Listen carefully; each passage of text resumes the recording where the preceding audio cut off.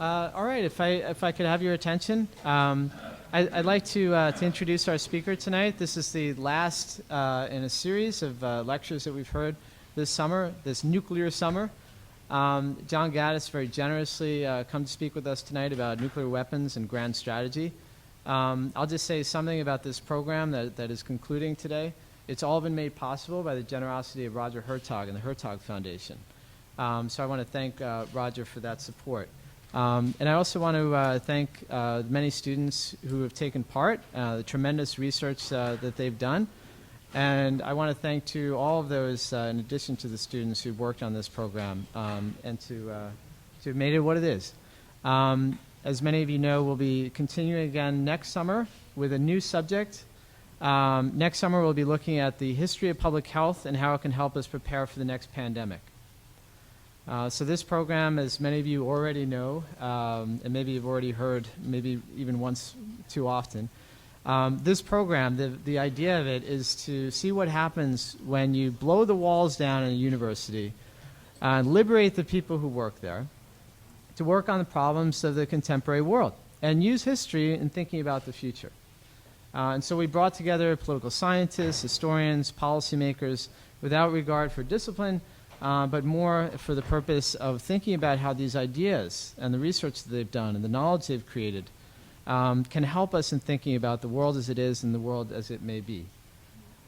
So I welcome you all tonight, but I would also ask you to stay tuned to continue. Some of you have already seen our website, but look again in the months ahead as we announce the program next year. And if you're interested in participating in this program, if you're a student at Columbia or at other universities, whether an undergraduate or a graduate student, or if you know such a student who you think might benefit from this program, then of course all the more reason then to have a look at what we're doing. So thank you, and thank you finally, in addition to Roger Hertog, to the Saltzman Institute for co-sponsoring this lecture series. All those at the Institute worked so hard to make this work. And also to SEPA for providing this beautiful venue as they do every week. Thank you again. Now, let me introduce John Gaddis. John, for those of you who've ever read anything, I think it's safe to say, anything at all about the history of 20th century American foreign relations, if you haven't read the work of John Gaddis, if you haven't seen his work referenced in the notes, I think if you read anything from the last 20 or 30 years, would have read something that was either inspired by, informed by, or perhaps inflamed by the work of this man. He's been at the very center of controversy, yes, but also critical and important research in trying to understand the history of America's engagement with the world. But his work beyond his scholarship, and I won't list the long list of books that are part of the canon now, the works that graduate students read in trying to learn about this history. I won't list those books for you because many of you are all too familiar with them, perhaps, if you've been trying to read all of them and preparing for your exams and so on. So let me just say something else about him. He's also one of the founders, along with Paul Kennedy, of the Brady-Johnson program in Grand Strategy at Yale University. This is a bold program, and also, for some anyway, a controversial one. But it's premised on the idea that since students who will be leading the United States and other countries in the future are a captive audience between the ages of 18 and approximately 28, then their professors owe it to them, and they owe it to the country and the world to be sharing with them not just their ideas, their research, but classic readings in grand strategy from Sun Tzu to Clausewitz and so on that will help them think not just about the moment, but more generally about means and ends, about how the United States might marshal all of its means to achieve large ends in the world. It is a bold program. And it's been an important and influential one, and in some ways, it was also one of the programs that inspired this program, this nuclear summer, and the Hertog Global Strategy Initiative. So there are many reasons why I'm so happy to have John Gaddis with us here tonight. Those are just a few of them. So thank you, John, for coming. Thank you all for coming, too.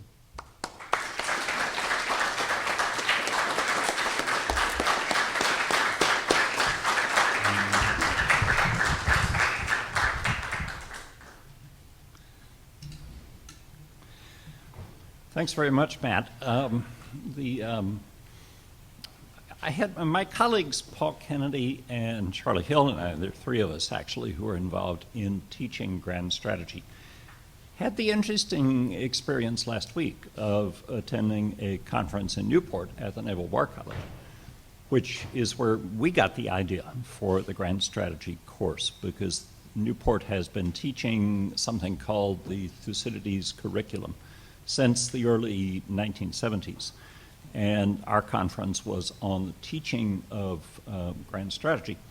Arrayed behind us, the three of us who teach grand strategy, were about 4 or 5 of our former students, including Professor Connolly. And one of the things that struck me about this as the discussion proceeded is that we may have been teaching grand strategy, but we certainly have not succeeded in teaching deference. This became very obvious because bombs were being thrown by our students up in our direction for the whole thing, and we were dodging flak from our students. And then I thought about that afterwards, and I thought, that's the way it should be. That's what a relationship between a professor and a student, and it's what the relationship between Professor Connolly and his students should certainly be. That controversy is what it's all about, and clones are not what it's all about. So each generation is different. Each of these grand strategy programs, I'm happy to say, are different. And there's much to welcome, there's much to glory in these differences. It still was unsettling to have the bombs thrown to the extent that they were, though. And that was gratifying, I guess. I'm telling myself. You see that grin. You understand, you see what I mean. Right? Okay. I also had an email a couple of days ago from my friend John Coleman, who is sitting over there, who said, I hear you're giving a lecture at Columbia. And I wrote back and said, I think it's a seminar, actually, John. And he said, well, it was advertised as a lecture. And then I looked again rather carefully and discovered, yes, it was advertised as a lecture. And this is something more than a seminar, the number of people who are here today. So I have to say, I swatted something up fairly quickly relating to the topic without really having as much preparation time as I would like to have for a lecture. But that's my own fault from simply assuming that in the summer people don't do lectures. I've tried to make a habit of that, but somehow this has eluded me this summer. Anyway, with that qualification, and to some extent that apology, I want to talk about the theme of nuclear weapons and grand strategy, which I take to have been the theme of this whole summer project, more or less. And I'd like to do it in the context of what might be called concluding remarks. I think this is the last lecture, is that correct, Matt, of the series? But to try to back off and look at how several grand strategists have dealt with nuclear weapons in the past, make a few suggestions about what this history might suggest about the future. The future as it was being run in the grand strategy, in the nuclear weapons crisis scenario that we just wound up about 20 minutes ago, was grim indeed. The students had managed to blow up just about everybody to the point that the only person left to become president, that was the role I was playing just 30 minutes ago, was the unfortunate Secretary of Education, who had suddenly and unexpectedly been elevated to the presidency because in this scenario the whole rest of the cabinet and president and whatnot had been wiped out. That's a very grim scenario. Our students are never that bloody-minded at Yale, I can tell you. Yes, it is New York. I understand, and I was thinking about that in 3 separate taxi cabs today. So, with all that said, I want to talk about 3 grand strategists of nuclear weapons one of whom had never heard of nuclear weapons, one of whom thought a great deal about nuclear weapons but didn't really know what to do about them or couldn't figure out what to do about them, and one of whom was actually in a position to do something about them. All of them agreed, I think, on what the basis of a grand strategy for nuclear weapons ought to be. But they were so widely separated in time, and in one instance also certainly by temperament, that it, I think, would have astonished them had you been able to get them together in the same room and point out how much they agreed with each other. The fact that they did, or at least the proposition that they did, which is the proposition that I want to put forward this afternoon, may suggest that there is a kind of nuclear logic that exists that transcends time, place, culture, circumstance, and personality. But all I want to do is suggest this. I don't want to insist on it because I'm not actually convinced that it's true. I think it's likely, but I'm not sure. And I think that phrase, "but I'm not sure," should probably always attend any conference or any seminar or any simulation exercise regarding nuclear weapons, because the element of surprise and the element of uncertainty and the element of not being sure is something that I think always ought to be in our minds with regard to this topic. My three nuclear strategists are Karl von Clausewitz, George F. Kennan, and Ronald Reagan. And let me begin by saying something about each of them and how they connect to this subject. Clausewitz died in 1831, and his great but incomplete book on war was published posthumously in 1832. So, of course, he and no one else of his generation had ever heard of nuclear weapons. And even 100 years later, even the early nuclear physicists had hardly begun to think in the 1930s about the possibility that the subject they were dealing with could be weaponized, quote unquote.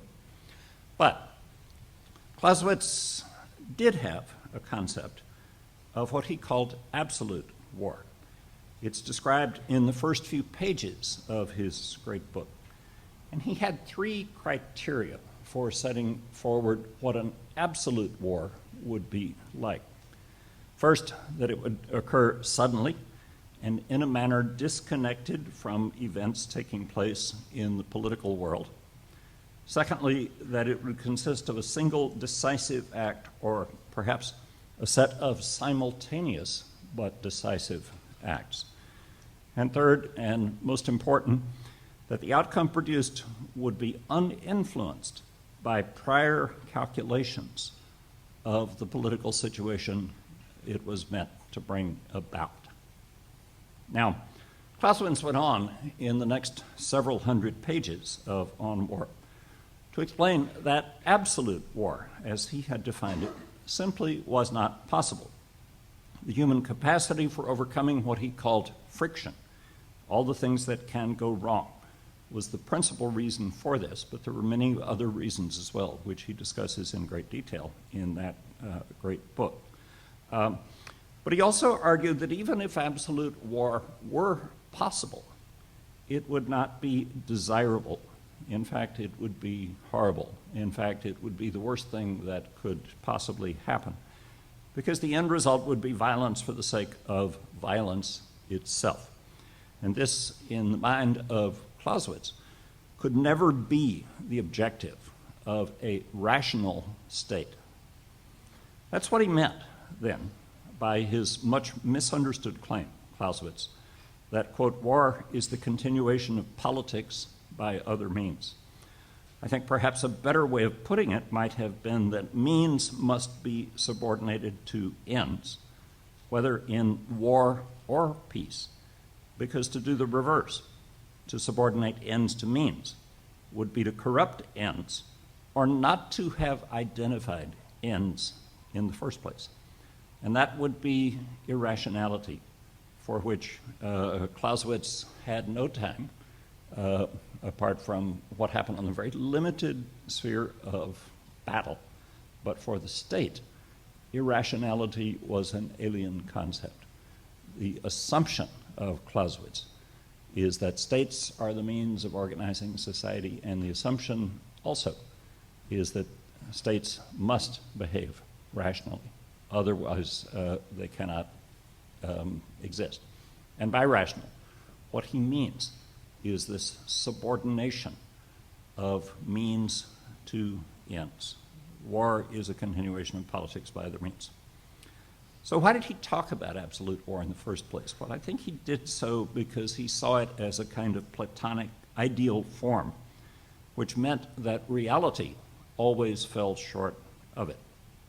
Strategy involved calculating by how much it had fallen short in each of the specific circumstances that the strategist was likely to encounter. Absolute war, as Clausewitz used it, was an analytical tool, but not a physical possibility.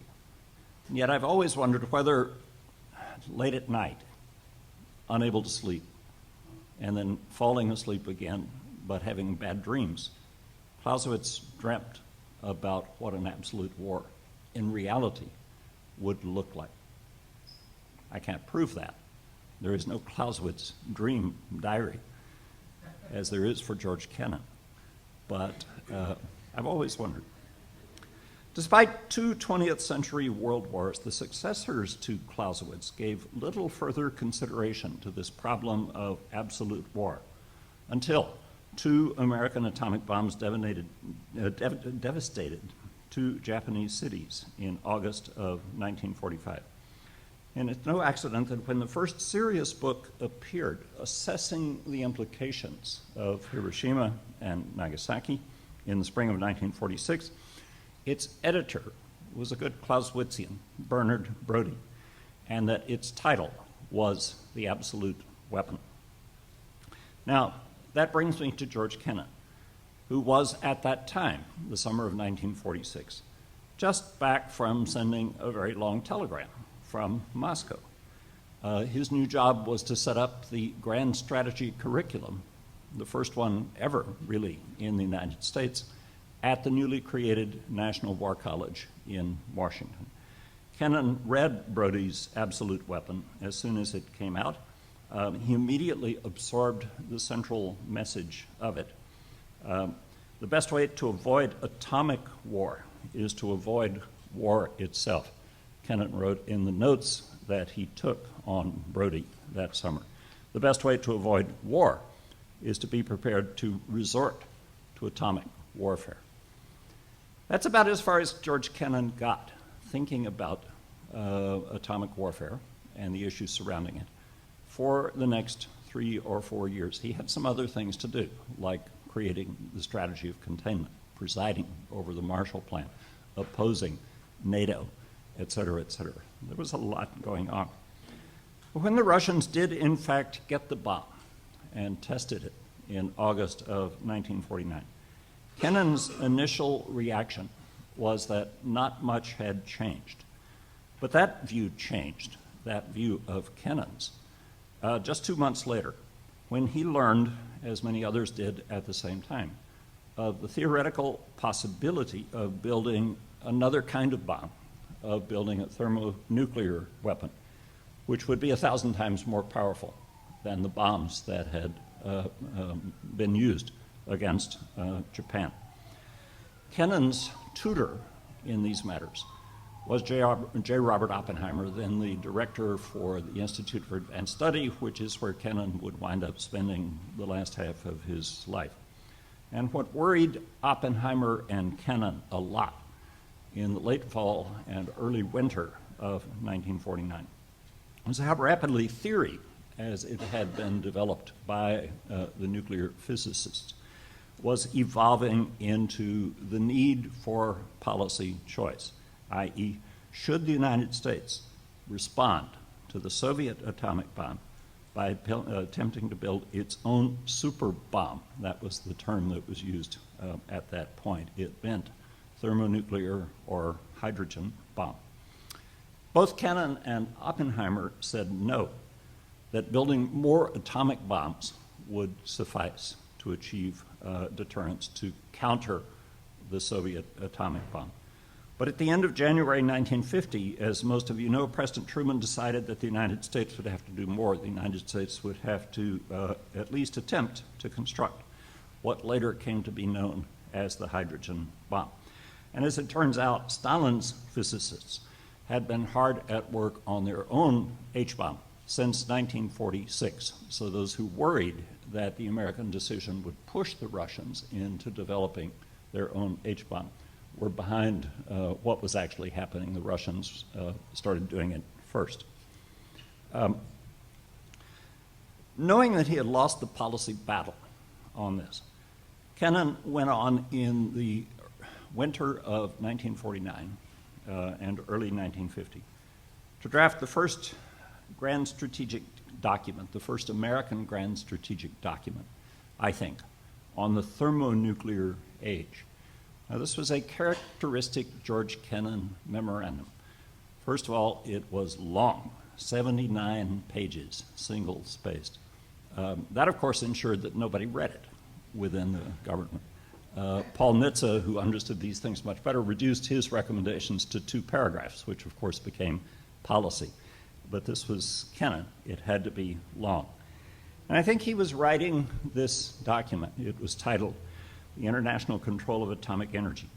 Not for the Truman administration so much, because he knew already what the Truman administration was going to do. But I think he wrote it for us, largely. He wrote it for posterity. He wrote it with a view to trying to set forth some ideas that would, over the long term, govern, or should govern, how the United States dealt with a world in which the possibility of thermonuclear war, the possibility of absolute war, as Clausewitz had understood it, was no longer in the realm of theory, but in the realm of reality. Kennan argued in this document that there was no way in which nuclear weapons could be made to serve any rational end beyond that of simply deterring the outbreak of hostilities. Because picking up on Clausewitz, who he had read, or at least he had read a summary of Clausewitz, war was a means to an end, not an end in itself. It might involve an end, Kennan wrote, marked by submission to some new political will and perhaps to a new regime of life, but an end which at least did not negate the principle of life itself. And that's what horrified Kennan about relying on thermonuclear weapons as early as January 1950, that it could extinguish life itself. Later on, he's reading Reinhold Niebuhr on nuclear weapons, who thought similarly. And Kennan used the analogy of deterrence, nuclear deterrence, as being like a child running through his father's house with a burning swath of papers. It was that irresponsible. You could burn down the ancestral mansion. You could burn down the common home. And this is what Kennan found so outrageous about these weapons and so profoundly un-Christian, because one of the things people don't realize is how deeply committed Kennan was to Christianity. Nuclear weapons could serve no rational end, he wrote. And in a famous passage, he explained, nuclear weapons reach beyond the frontiers of Western civilization to the concepts of warfare that once were familiar to the Asiatic hordes. They cannot really be reconciled with a political purpose directed to shaping rather than to destroying the lives of the adversary. They fail to take into account the ultimate responsibility of men for one another. It reads like a sermon, and it was meant, I suppose, to be a sermon in a sense. And then Kennan, in a remarkable leap of insight, found a quote from Shakespeare. I think it's in Henry V. Take but degree away, untune that string, and hark what discord follows. Then everything includes in power, power into will, will into appetite, and appetite a universal wolf, so doubly seconded with will and power, must perforce make a universal prey, and, at last, eat himself up. So Shakespeare was a Clausewitzian, without knowing it. There's much to be said for this. Kennan thought it vital, therefore, that we, quote, not fall into the error of initiating or planning to initiate the employment of these weapons and concepts, thus hypnotizing ourselves into the belief that they may ultimately serve some positive national purpose. Now, he was not arguing here for any unilateral relinquishment of nuclear weapons. Some such devices he thought would have to be retained for purposes of deterrence and retaliation. He was thinking primarily of atomic bombs, not thermonuclear weapons. Well, what Kennan was advocating in this great paper of early 1950 was in peacetime a posture of what would later come to be called minimum deterrence. That is, restricting the number and the power of bombs in the American arsenal strictly to our estimate, he wrote, as to what it would take to make attack on this country or its allies by weapons of mass destruction a risky and probably unprofitable and therefore irrational undertaking for any adversary. Should war come, he was also advocating a policy of no first use, which of course would require that the United States and its NATO allies significantly beef up their non-nuclear conventional military capabilities, which they mostly did not have at that time. And third, Kennan was looking toward the possibility of opening up, even in that dark period, eventual serious negotiations with the Soviet Union on the possibility that a common interest could be found in controlling and perhaps even eliminating all nuclear weapons. Even an imperfect agreement, he wrote, would be less dangerous than leaving the shadow of uncontrolled mass destruction weapons to lie across the peoples of the world. Now, like many Kennan ideas, there were certain practical problems with these ideas. For one thing, there was no way to know in the context of early 1950 how minimum deterrent capabilities should actually be. Only 5 months after Kennan finished his great memorandum, after all, Stalin, Mao, and Kim Il-sung, in the face of what was still an overwhelming American superiority in nuclear weapons, unleashed their surprise attack on South Korea. It was not at all clear as well where the resources would come from to build up conventional military capabilities. Kennan himself had grave reservations about NSC 68, the great document in which his alter ego, Paul Nitze, advocated such a strategy. And certainly no one really seriously believed that the Europeans could or should divert resources from economic recovery, the latter phases of the Marshall Plan, to build up the kind of conventional military capability that would have allowed them to equal the kind of strength that existed on the side of the Soviet Union. Nor was it clear in that period, the last years of Stalin, how any agreements might be reached with the Soviet Union, which was then very much a closed society, or how such agreements, if they could be reached, could be verified. It's very interesting that Kennan, back in 1946 and early 1947, is extremely contemptuous of the Baruch Plan, first the Atchison-Lilienthal Plan, and then the Baruch Plan for the international control of atomic energy. And his reasons are precisely this. You can't trust the Russians. There's no way to verify whether the Russians would be keeping these agreements or not. But what he's saying in 1950 is that we have to think ahead, perhaps to a very distant future, when it might be possible to trust and verify. It was, however, Kennan's habit, exasperating to his contemporaries, but most intriguing to his biographer, to be better at prophecy than at policy planning. And in the long run, people found their way back to some of the ideas that he had put forward in this 1950 document. Kennan's fundamental insight that a war fought with nuclear weapons would make all too real the Clausewitzian bad dream that it would, in Shakespeare's image, turn appetite into a universal prey that would eat itself up. I think this vision, more than anything else, explains the single greatest surprise about the Cold War. The fact that nuclear weapons were used twice within 3 days, just as the World War was evolving into a Cold War. But then nuclear weapons would not again be used by anyone for any purpose for the next 4.5 decades of extremely tense superpower rivalry. Who would have predicted that on, say, August the 10th, 1945, a day after Nagasaki? That's one of the most remarkable developments of the Cold War. I've taken a stab at trying to explain it, won't go into the details here.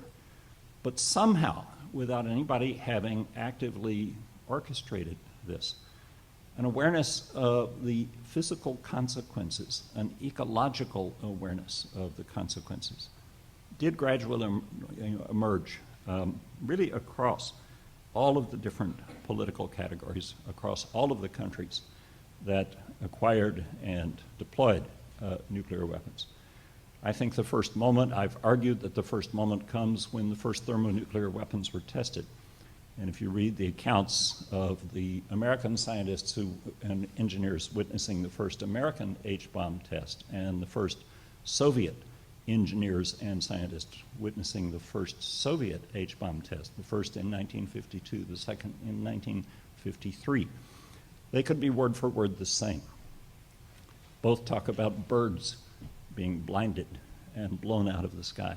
Both were struck by that image. And somehow, at just that point, it seems to me, this common sense of common danger really began to develop for the first time, and it grew. So I think it's really quite remarkable in retrospect that not just the United States and the Soviet Union, but also the British, the French, the Chinese, the Israelis, the Indians, all learned to treat the nuclear weapons that they had developed with Clausewitzian respect. Only one of their leaders, as far as I know, had actually read Clausewitz. I think the only person in a leadership position in the Cold War who had actually read Clausewitz was Dwight Eisenhower, who was forced to read Clausewitz 3 times by a martinet of an Army major in the Panama Canal Zone somewhere back in the 1920s. And Eisenhower certainly absorbed Clausewitz very carefully. But what's so interesting is that nobody else had read Clausewitz, and yet people began thinking in Clausewitzian terms. It almost makes you believe in some kind of mental telepathy. I mean, how was it that the basic message of an unfinished book written in turgid German a century and a half earlier could have made its way into the minds of such diverse leaders as Nikita Khrushchev, or Mao Zedong, or Charles de Gaulle, or Gandhi, I mean Indira, not Mohandas, Golda Meir, Margaret Thatcher, and Ronald Reagan. And for a possible explanation, I want to turn to Reagan as the third of the grand strategists, and I should say great grand strategists, that I want to talk about with regard to nuclear weapons. It's hard for many people to think of Reagan as a strategist. It's hard for many people still to think of Reagan as anything more than just a simple-minded actor who read lines for the camera. But this is changing, and certainly within the historical profession, the acknowledgement has begun to dawn on a lot of surprised historians that Ronald Reagan concealed a lot of things, not the least of which was an extraordinary political sensibility, an extraordinary intelligence, an extraordinary sense of grand strategy. What you saw with Reagan was not always what was really there. Like most actors, Reagan played roles that were not in accordance with what he necessarily always believed. Somebody else who did the same thing, of course, was FDR. And so it terrified Kennan when Reagan became president. and particularly when during his first term in office he sought to rebuild American military strength while calling the Soviet Union what it really was, an evil empire. George Kennan was convinced war was going to break out at any moment in this period. Actually, if truth be told, George Kennan was convinced that nuclear war was about to break out just at any moment from, 1950 through 1989 or 1991. But he especially thought this in the early Reagan years. In fact, though, Reagan, really without anybody realizing it clearly at the time, certainly not George Kennan, had already begun pushing American nuclear strategy for the first time in any comprehensive way in some of the directions that Kennan in 1950 had wanted it to go. First, minimum deterrence. Reagan began with a deceptively simple question. Why did there have to be so many nuclear weapons on each side? Nobody had really asked that question before. Matt would do better than I can with the actual statistics, but how many nuclear weapons would there have existed in this? 60,000, 70,000, something like that? Why so many? Most of them were thermonuclear weapons. You don't need a lot of thermonuclear weapons. What would you be doing with 60,000 thermonuclear weapons in the first place? It was ridiculous. It was Reagan who asked this question. Why so many? Why, particularly after a decade of negotiations with the Soviet Union on the limitation of strategic arms, had their numbers not been limited? That was his fundamental criticism of the SALT process, strategic arms limitation. That's why he wanted to kill SALT. But of course he wanted to replace it and did with START, strategic arms reduction talks. And that was aiming toward some concept of minimum deterrence. How many do you actually have to have to achieve deterrence? At the same time, Kennan was proposing, really quite independently of Reagan, in 1981, a 50% cut in strategic weapons on both sides. And in this sense, both Kennan and Reagan were really going beyond what was being talked about in the freeze movement, the nuclear freeze movement of 1982, which would have just frozen existing deployments, both quite independently of the other, are saying, let's do deep cuts, dramatic cuts in weaponry. So minimum deterrence is something that Reagan came to, and I'm sure he didn't know that it was a Kennan idea. He wouldn't have cared whether it was a Kennan idea. It just made sense, and that's why he came to it. Kennan, on the other hand, is totally unaware that this is happening. Secondly, no first use. Kennan also, in 1982, finally secured the support of a few other Cold Warriors, Mac Bundy, Robert McNamara, Gerard Smith, for his 1950 concept of no first use, which of course implied a fundamental change in NATO strategy, which had always assumed first use, even though it didn't publicize that very clearly. This to compensate for the Western Allies' conventional force imbalance, disadvantage. But of course, Reagan, at this time, was devising something that we could perhaps call no use at all, which goes beyond no first use.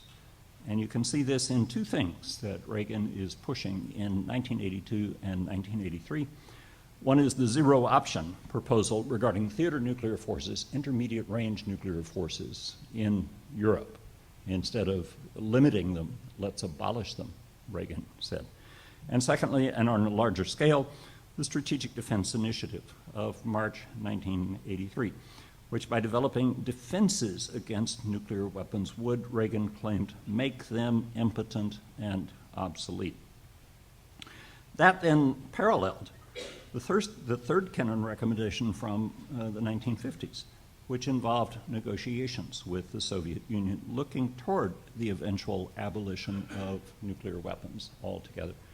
And this was the great bombshell, the great shock of the Reykjavik summit in 1986, when the President of the United States and the leader of the Soviet Union suddenly, to the astonishment of their aides, discovered they had a common interest, which was, let's get rid of them altogether.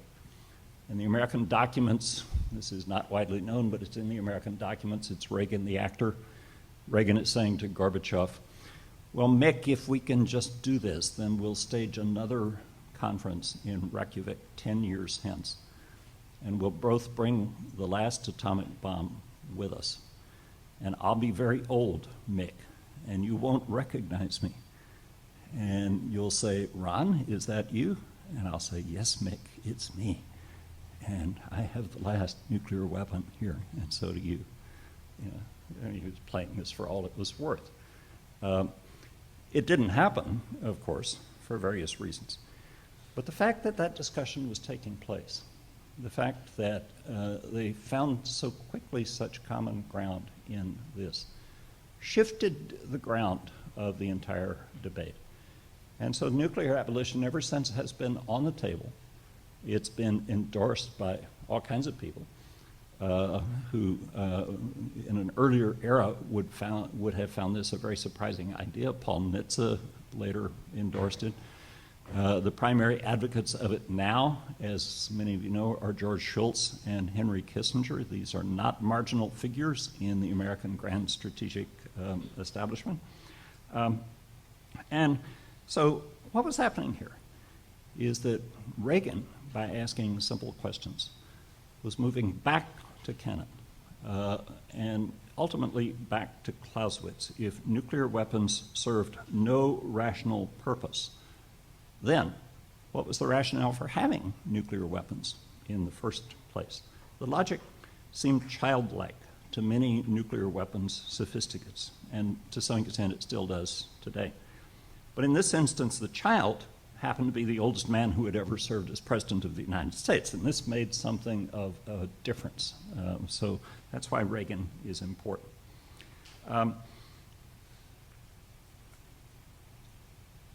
That brings us to the present situation and to where we might go from here in thinking about nuclear weapons.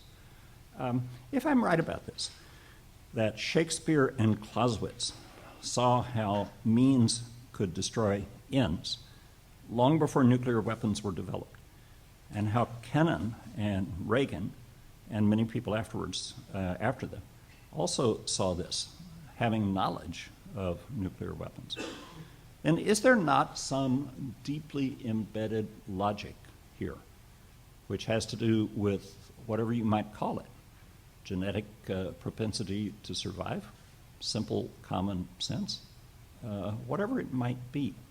There seems to be something deeply embedded in the way that not just states are run, but the way that people think, or at least intelligent people or rational people think.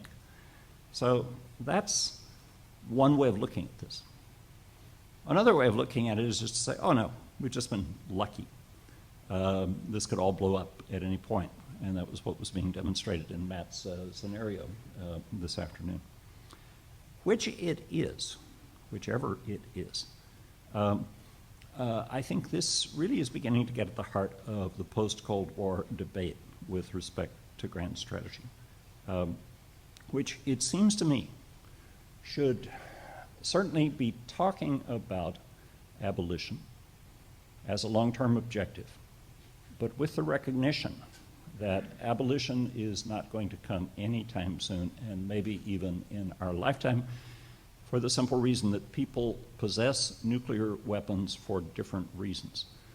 Some do it because they, out of habit, because they are holdovers from the Cold War. That's the Americans and the Russians.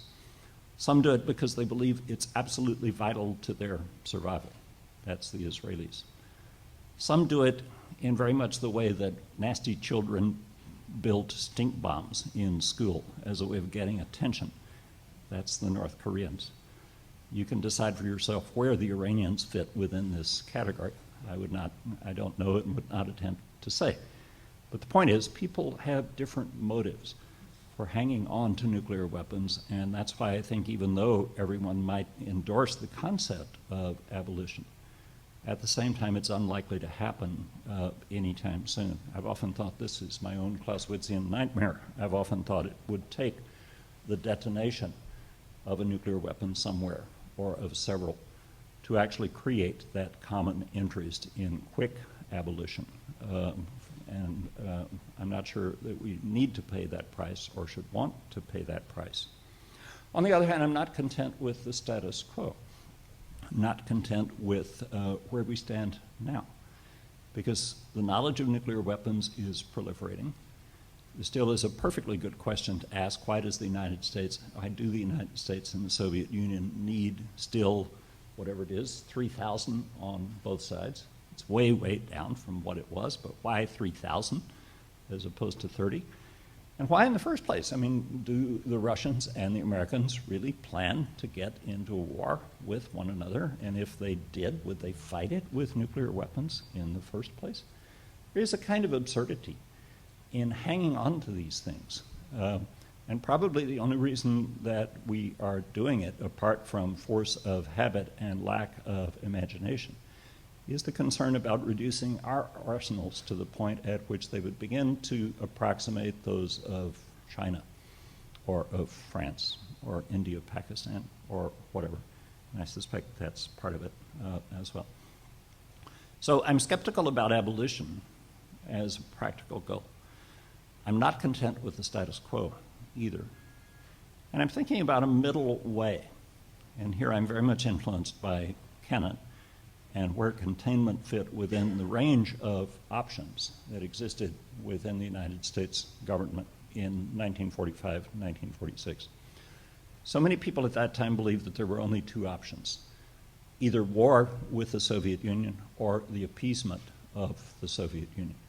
And it was very hard for people to think what might lie in between. And that was Kennan's great contribution, the idea of containment, a strategy for stabilizing the situation, a strategy for waiting for long-term historical forces to solve this problem without war and without appeasement. And indeed, that was his great contribution. That's the great achievement of the Cold War. So my question is, and this is what I want to leave you with, is whether in looking at nuclear strategy, in looking at our discontent with the way things are now, in looking at our sense of how unrealistic, however praiseworthy, the goal of abolition might be, is there some middle way, which should be the objective of American policy, and should, at the same time, to the greatest extent possible, be the objective of international cooperation? Non-proliferation, I think, may be a loser in the way it has been traditionally conceived, because it still fundamentally depends on the have powers telling other nations they cannot have nuclear weapons. Anybody who has raised children knows the futility of a strategy like that. And parenthood and relations between parents and children is not a bad way of thinking about some of the problems that we confront with regard to nuclear weapons today, by directing attention to the problem, by saying we won't allow you to have them, by saying we're going to impose sanctions on you if you get them. What we're really saying is that we're going to swat you over the head, but of course you never actually do that with a child anyway, so the child gets away with a lot, and that's part of the problem that is happening, I think, in this regard right now. But what if we were to go a different route? What if we were to back off? Again, thinking sometimes about how parents deal with children. One of the things that works pretty well in dealing with a child, the child is about to do something stupid or nasty or dumb or some other way offensive. And you have said repeatedly, don't do it, don't do it, don't do it. And the kid is going ahead and doing it anyway. Why not just say to the kid, all right, what the hell, go ahead and do it, and then see what happens, and then see where you're going to be. And whether it's the stink bomb in class or any number of other things that one might think of, very often it's a salutary lesson to a child, because they discover that what they really have been interested in doing is rebelling against authority, but they don't have an interest in stinking up the house or the classroom or whatnot, or life is going to be unpleasant if they do these things, and so on. In other words, back off the instruction, the admonition, and simply ask the question, what do you do after you do that? Now, I think that's a very fundamental Clausewitzian question. I think that was the question that Clausewitz was asking grand strategists to consider. Remember, Clausewitz was in the Russian army at the time of Napoleon's invasion and fought in the Battle of Borodino, and actually makes a cameo appearance in Tolstoy's War and Peace, page 776 or something like that. Only one paragraph, but it's there. But what did Clausewitz learn from Napoleon in marching to Moscow in 1812? I think what he learned was that Napoleon did not ask the then what question. What do you do then? What, after you've got there? Then what? Back in the Golden Age, when I taught at the Naval War College, we had a term for this. It was called the dog and car problem. Dogs spend a lot of time chasing cars, but rarely know what they would actually do with a car if they were to catch one. And that's the kind of question that grand strategists ought to be asking of those who are doing things that we consider offensive. It's also a question we should be asking ourselves. So you do it, whatever it is. Then what? What is the next step? What is the next stage? I'm inclined to think that's the great weakness of terrorists, because they don't ask that question. They don't have a plan. That's why ultimately they tend to lose support. I think it's fascinating to ask what would have happened if bin Laden had asked that question before orchestrating the 9/11 attack. Maybe he did ask that question. It's not completely clear what he intended the result of that to be, but I'm pretty sure he did not intend what the result has actually been, which is that the United States is much more effective in countering terrorism. The presence of the United States in the Middle East is not diminished. If anything, it's been enhanced over the last decade, what with the war in Iraq. We have not lost many allies in the Middle East. We have gained some positions. Yes, we've lost people. Yes, we've lost prestige. Yes, we have lost a lot through the inefficient management of what we were trying to do, but we have also learned a lot, and that has been evident in the performance, the remarkable performance of the American military in the last 3 or 4 years. It's extraordinary what has happened in this regard. None of these things, I think, could have been on bin Laden's list of what I want to have happen, on his then what list. So it seems to me that this is something that a grand strategist should be doing. It's something we should be teaching our students to do when they think about grand strategy, is to push that can down the road just one more step and say, okay, if you do that, then what? And perhaps this kind of question might bring us back to something that is, as I said earlier, the most extraordinary achievement of the Cold War, which is that nuclear weapons were developed but not used. It's because so many people, so many leaders had the good sense, or were frightened into, asking the then what question. If we use nuclear weapons, whether in Korea or in Vietnam or in Afghanistan or against India or against Pakistan or whatever, then what? And nobody could answer that question.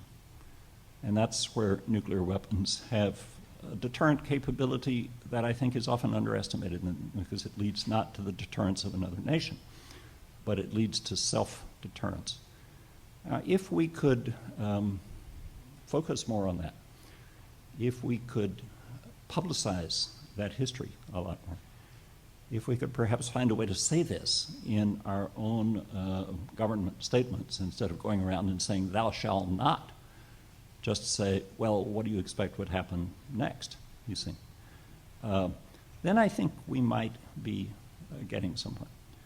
Admittedly, it's going to be hard to say this to the Israelis, but one should.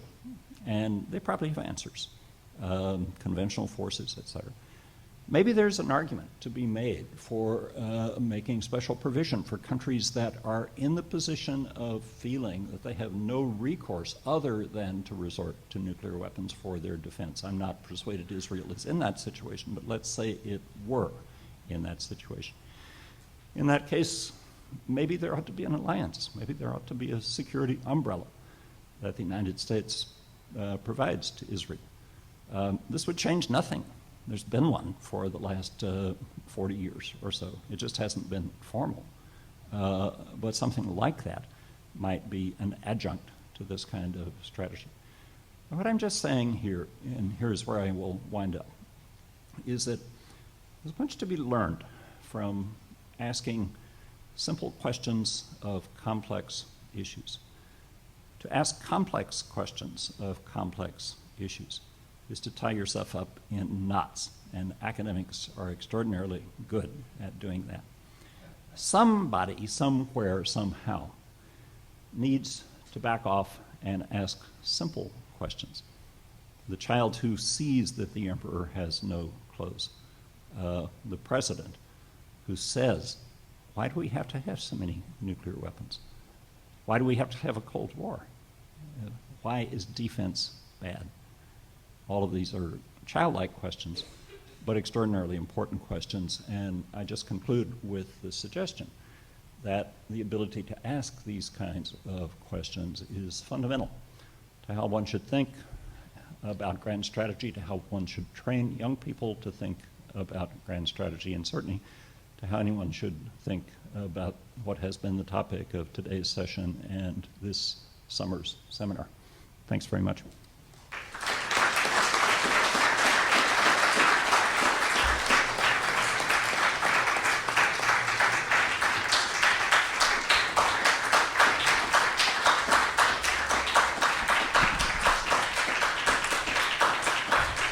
All right, thank you, John. Thank you so much.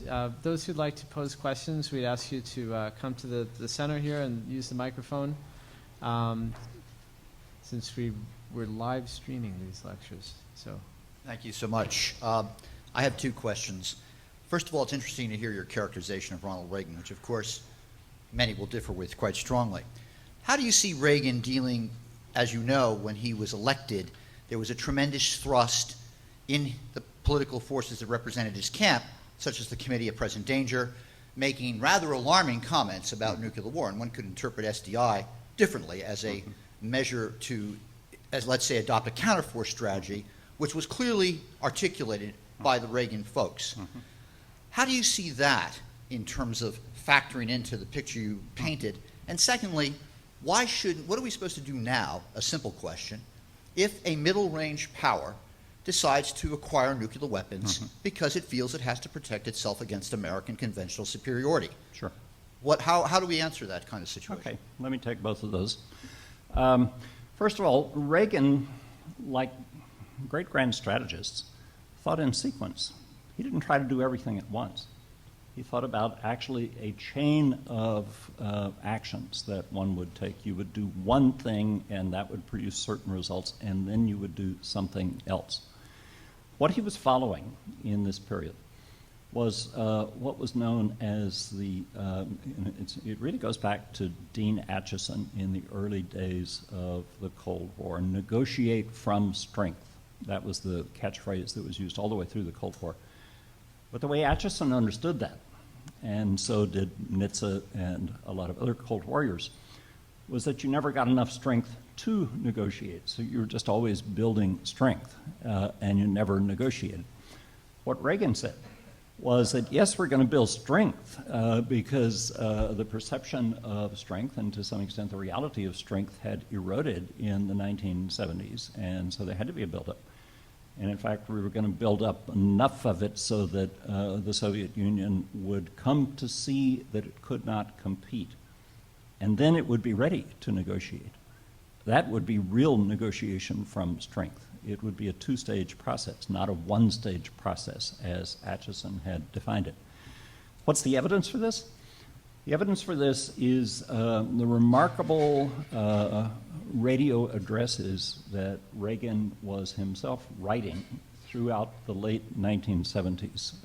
There are, I think, about 1,500 longhand pages of Reagan's writing on all kinds of issues. He had no speechwriter, so he was working these things out for himself. They have since been published in a book edited by Kyron Skinner. They actually constitute laying out a grand strategy before he became president, something he was working out in his own mind at that time, and this was very much a part of it. In fact, I would challenge you to name me any other president in the 20th century who so carefully wrote out his plan, his ideas, before taking office. I can't think of any. I have to go back a long distance to find somebody who wrote that much about what he was going to do and was trying to think through what he would do before he got in that position. That's the evidence for it. And you can look it up. It's been published. Now the other question was, what do we actually do if a small power or middle power actually gets a nuclear weapon? Well, we have some test cases already that we can draw on from history in this regard. The answer has been nothing up to this point. When China was on the verge of getting an atomic bomb, this was considered extraordinarily dangerous because this was they got the bomb in 1964, and in 62, 63, this was the great nightmare of American grand strategists because the Chinese were thought to be crazy. And so the Kennedy administration actually approached the Soviet Union with a view to launching a joint preemptive attack, Soviet and American. This was just months after the Cuban Missile Crisis, that would take out the Chinese test facilities and prevent the Chinese from getting a nuclear weapon. And in the end, it didn't happen, partly because the Russians were skeptical and partly because the Chinese tested their bomb. But how did the Chinese behave after they got the bomb? Well, actually pretty cautiously, pretty carefully, I think one has to say. To the point that when the Russians suggested something similar to Nixon in 1969, let's act together to take out the Chinese nuclear capability, Nixon said the national security of China is vital to the national security of the United States, a huge flip. So that's one case that's fascinating to look at. We have a more recent case, which is North Korea. We said repeatedly, we will not allow Kim Jong-il to get a nuclear weapon. Well, Kim Jong-il got a nuclear weapon a couple of years ago. It doesn't work very well. It tends to fizzle more than anything else. But he's got one. He's probably got several at this point. What have we done? Nothing. We've learned to live with it. We've assumed that he has the capability to ask the then what do you do next question. And I suspect probably he does. It hasn't really changed the strategic balance on the Korean Peninsula because the great danger has always been not his nuclear weapons, but his conventional force capability directed against Seoul, his artillery and so on. We certainly have taken actions to prevent him from proliferating that technology elsewhere, and that probably is more effective than it used to be. But can we say that there is any great change in the strategic situation? In North Korea? Is Kim Jong-il more popular, more successful, more admired as a world statesman for having done this? What has it got him? You know, it's the then what question that comes up. So historically, that's been our answer. Now the question that has to arise here is always, what about the situation where somebody gets one and then actually proposes to use it? So far, the record has been sufficiently reassuring that certain political scientists have tried to turn this into a theory and say proliferation of nuclear weapons has been such a stabilizing thing that we should be encouraging it. I think not. I think this is what happens when political science runs amok. Sooner or later, something will go wrong. Sooner or later, something bad will happen. And we certainly need to be thinking about how we would deal with that situation. But I come back to the point that I made in the talk. It hasn't been very effective saying, thou shalt not acquire nuclear weapons, because that seems only to encourage people to do so. So perhaps a different psychology would be more effective, to simply point out, well, what good are they? And I think we ought to ask that question more often.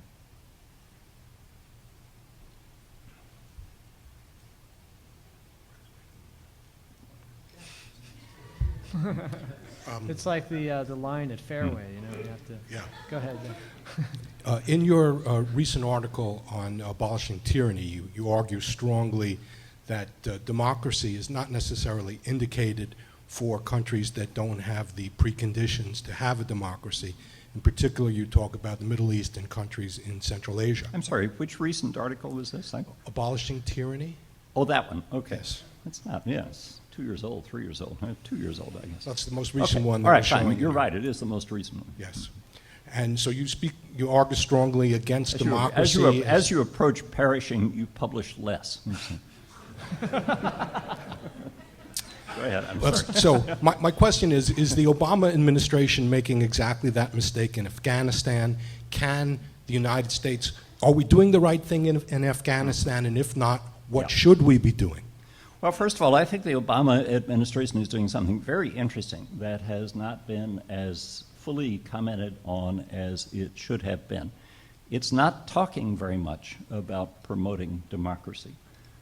Sure, there is some rhetoric, and you can find references to this in the new National Strategy Statement of May 2010, but you can find references to everything in the new National Strategy Statement. That's what they're for. They're like telephone directories, you know. The Obama administration certainly has not pushed the idea that both the Clinton and the Bush administrations pushed, that there is a global trend toward democratization. The influence of Fukuyama on both the Democratic administration of Clinton and the Republican administration of Bush, I think, was profound in this regard. Obama, paradoxically, has come back to, I think, a Kissingerian view of the world, which is that democracy is not automatically the best solution for every country.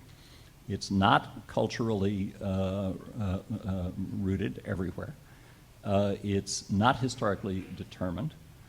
In order to maintain international order, one has to deal with some non-democratic states. It's not even predetermined now that capitalism and markets can only flourish in democratic states, because that's what the Asians have proved.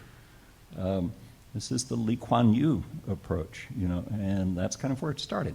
But look where it's gone, much beyond Singapore.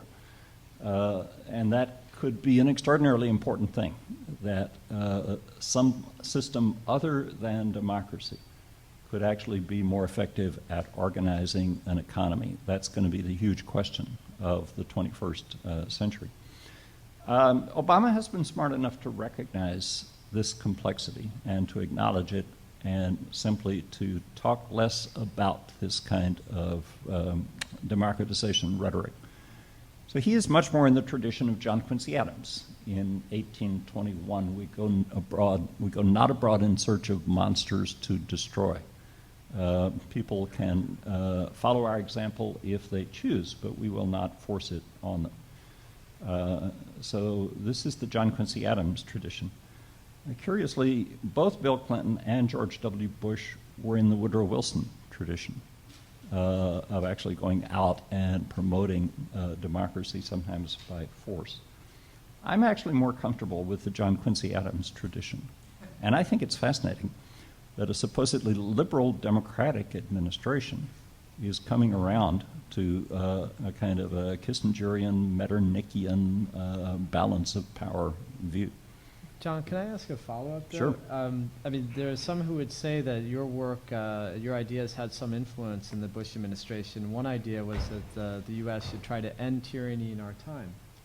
The only influence that took place on that was that it made its way into the inaugural address. Mm-hmm. And that's because I happened to be down meeting with the speechwriters 10 days before the inaugural address. And I was listening to several other blowhard professors who were going on much too long. And so I finally just raised my hand and I said, wanting to stop those guys, I said, I think the president ought to say we should end tyranny in our time. Wham! And I put my hand down, that's all I said. And I could see Mike Gerson, the speechwriter, writing it down. And the next thing I knew, there it was on television. So but would did they follow through? No, that was the point of the article, that I wrote, which is, it was rhetoric. It was never really followed through. My point about ending tyranny was that there is more of a common impulse to end tyranny than there is to promote democracy. We may say that there is a universal desire for democracy. I'm not convinced of that. Is there a universal desire for tyrants? I don't think so. So if we're thinking about universal principles, my point was this is a better place to start. But it doesn't mean that the tyrants you remove will all then be replaced by Democrats. And so this is really, in a kind of vague way, the Obama administration is coming around to this, but not by way of having read my book or having listened to that speech. I knew that this would be extremely thought-provoking, and I want to thank you for fulfilling all my hopes in terms of Thank you. this being thought-provoking. I grew up during the Cold War. I see some other people here also probably grew up during the Cold War. I think a lot of people have forgotten the Cold War. Yeah.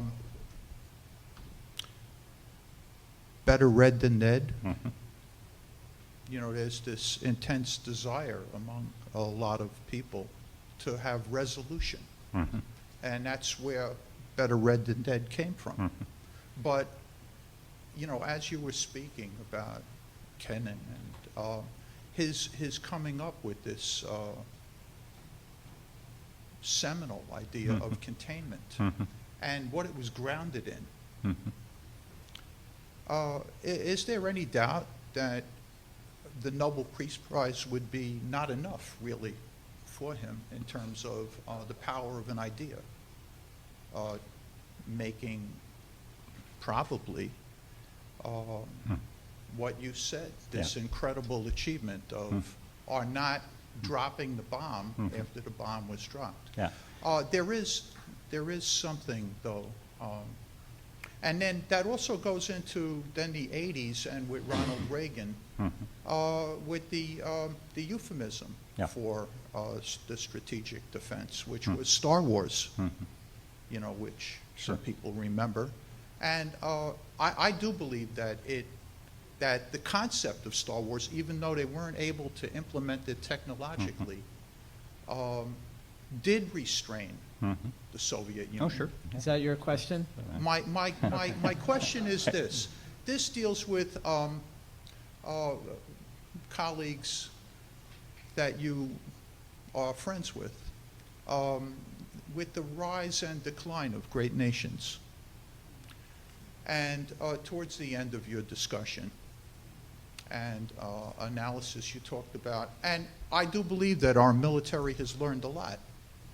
Nonetheless, I see continuing decline in America. I look around and I wonder what went wrong with our country. All right, let's make that your question. So All right. to bring it Because there are a number down, of people behind you who'd also like to ask questions. Sir, Right. could we make that your question? well, I'd if like you to give ask you that. another half a sentence, and All right. it'll become a real question. Okay. The way I see it is, even though right now we don't look that bad in terms of how we're performing as a nation, I see that the decline of America economically, our dependence on, let's say, China. All right, for, I have to cut you off now. Sir, please, So- allow him to answer, if you will. Right. Thank you. Do you Please. think there's a possibility that that could work out not good for America? Okay. Let me just take one part of that statement and focus back on Kennan and the sources of his insight, because you said you thought it was remarkable that he was able to see that far at such an early stage, and I think that's true as well. And one of the things that I've been very curious about is, most of you probably know, I'm Kennan's biographer, and so it's a project I've been working on for decades and knew him very well. And one of the issues I've been wrestling with is where do these insights come from? And increasingly, I'm coming around to the realization that they came as much from literature as they did from the study of history or statecraft. And hence the Shakespeare that shows up in the quote that I was talking about. But also, one of the things that I found in going through his notes from the summer of 1946 and in looking at his first speech at an American university, which took place at Yale in October of 1946, when he's laying out the containment thesis, about a third of the speech is about Chekhov. And why? Well, he loved Chekhov. He wanted to be Chekhov's biographer. He never was. But I think what he saw in Chekhov was a window into the Russian character, and he really did believe in national character. That's why he thought containment would work, because the Soviet Union was an artificial excrescence on traditional Russian national character. And he accessed traditional Russian national character through his study of the language and the culture, and particularly by reading Chekhov and Tolstoy and Dostoevsky and so on and so forth. But I think what really led him to appreciate Chekhov is just how restrained Chekhov is. Those of you who've tried to read Chekhov, probably had the first reaction was my reaction for years. I mean, this is just boring. And then only after you really get into this do you realize that really interesting things are happening in a very quiet way behind the scenes. It's all contained. And I think it was that really appealed to George and led him to think about then how did this transfer over into how you would deal with the Russians and whatnot. So I can't prove this, but I know of several different instances in which the really great ideas tend to be started from literature more than from history, with one exception. One historian who was immensely influential, but it was Edward Gibbon and the decline of the Roman Empire, not recent history. Okay. Hello, sir. Thank you for coming. My first question is, well, I have two questions, if you allow. The first question is, to what extent do you believe a study of the pattern of proliferation of other asymmetric means of warfare would benefit our understanding of, kind of like enriching our understanding of the range of options available, for putting a stop to nuclear weapons? And I'm thinking of, chemical weapons. Now, they've been banned, but even then, I mean, there's still always there's always a question of the dirty bomb, and I was thinking that would be. I was wondering if you have something to say on that. Well, it's funny you mention that, because this actually came up in the simulation this afternoon. There was a moment where I just suddenly unloaded on the students, and I said, why can't there be more thought given to how the study of previous asymmetric conflicts might inform our understanding of how to deal with nuclear terrorism? And I think it's a great question. And I think it could. And I'm not going to do it. I have other things to do. But I think somebody should. Asymmetrical warfare is an ancient concept. It's not been invented recently. You will find it in Sun Tzu and the Art of War. So it's always been there. So I think there is much to be learned from going back and thinking about this, but thinking about it without getting bogged down in the detail. And that's what is what so often happens in academic courses, is that they get bogged down in detail and they don't look at the comparisons. So how does Sun Tzu and his view of asymmetrical warfare relate to, let's say, the asymmetrical warfare of the Russian guerrillas who were harassing Napoleon on his retreat? And how does that relate to the American Indian Wars? And then how does all of that relate to what we were doing in the Philippines 100 years ago? How does that relate to Vietnam, et cetera, et cetera? How does it relate to Afghanistan? There are plenty of cases out there for looking at asymmetrical warfare and how it's been handled. How transferable those would be to the nuclear issue, I don't know. But I think it would certainly be worth somebody looking into it and giving it some thought, because I do think that these patterns of strategy do persist or do exist over large periods of time and space. And I think many of the problems that seem new to us really aren't if you allow for the change in technology or something. So I would certainly endorse what you said. I think that's a very good way to go. I think that could be a whole project for another of Matt's summer seminars, for sure. So, All right. okay. Also, I read your book, Strategies of Containment, Yep. and I didn't quite find, so I wanted to ask this question, though, what do you think, or did the question of, the number of nuclear testing that took place around the world and kind of the proportion to other countries doing it, and and then to that of the United States, to the number of tests with the United States, like if that was also kind of factored into the thinking of Well, I don't really talk about that in Strategies of Containment. I get a little more into it in, we now know, the 1997 book. So what simply happened was that nuclear testing was polluting the atmosphere. And there was concern about a nuclear winter, and there was concern about radiation. This is happening as early as the 1950s. The whole issue of strontium-90 in the mid-50s was leading people to think about the medical consequences of nuclear testing. That's why it went underground. That's why the Test Ban Treaty of 1963, the Russians and the Americans could agree on that. And so nuclear testing is one of the early factors that certainly led to the emergence of this common sense of danger, it seems to me. So those who are standing, I think, will be the last ones to get to pose questions. We're already almost over. So please be brief, if you could, in your questions. Thank you for your very insightful address. Thank you. If in a nuclear environment, by what you mean by grand strategy is addressing an existential threat, which is what I'm assuming. That existential threat in the Cold War between the U.S. and the Soviet Union disappeared when the Soviet Union disappeared. So the problem was solved, the historical, political problem was solved Yep. through a political, historical process, not through negotiating reductions in nuclear weapons. Correct. Now, you've written extensively on Korea. I remember that very excellent article you had in Akira's book, in which you discussed Soviet and American attempts at unification and overcoming division. In this particular instance, since you raised Kim Jong-il and nuclear weapons, do you see the need to resolve that historical political problem on the Korean Peninsula in order to resolve the nuclear issue?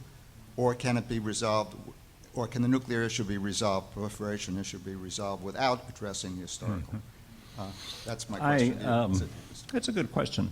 I don't think we're going to resolve, we can't resolve the nuclear proliferation question with regard to North Korea because the proliferation has already taken place. They've got the bomb. So that's a fait accompli. I don't think they're going to do much with it. I don't think they have the capability to do much with it. I still think that their ace in the hole is all the artillery that's within range of Seoul. That's really the insurance that they're buying, not that they're going to take out Los Angeles or something like that. I think it was done for prestige reasons. It was done to attract attention. Kim Jong-il, does not like to be out of the news, and so he always finds some way to get into the news. And I think it's pretty simple as that. I would say the Koreans have got to solve the issue of the future of the peninsula on their own. I don't think we can solve that for them. It's been there for a very long time.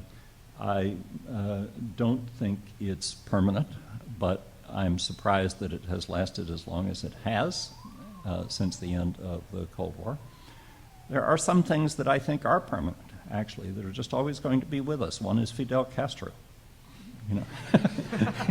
who's had a remarkable recovery from his illness, and just appeared healthy and vital again. That guy's going to live 150 years. But most of these issues, sooner or later, will be solved. And on Korea, this is one where we just try to keep it from blowing up.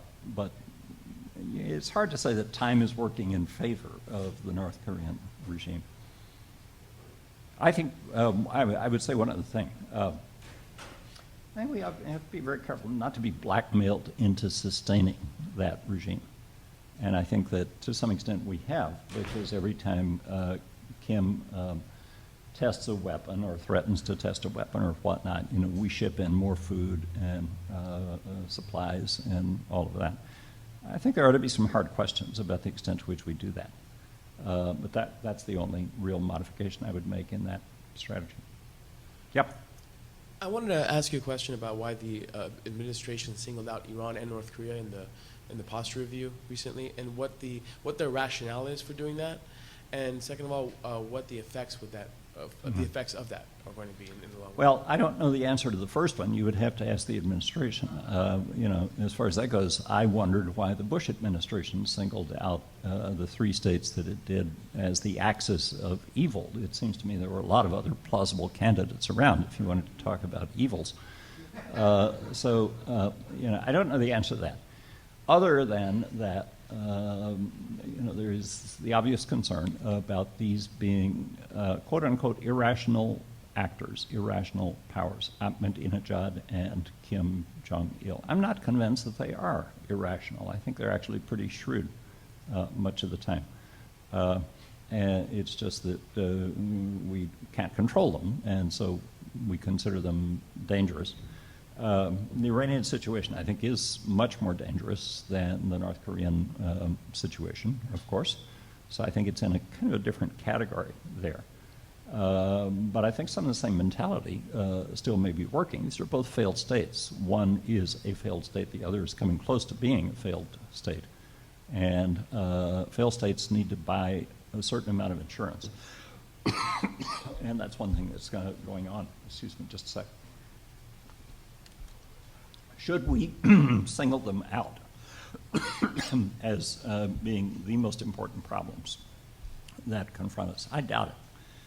I think we ought to have a whole spectrum of problems that we are thinking about, and I think singling them out is playing into their hands to a considerable extent. I think there's some other things that are at least as dangerous. What's happening in Mexico, for example. And whether you want to single these out and talk about them or not is a good question. But just to give the illusion that we just have 2 problem countries or something like that, no, we have a lot of problems. All right. Well, John, I can't help but think your cough in some eerie way seems to anticipate the subject for next summer. Public health in the next pandemic. So thank you for that. That was one of the most graceful way to end. So thank you so much for coming, cough and all, and thank you all. Hope to see you next summer.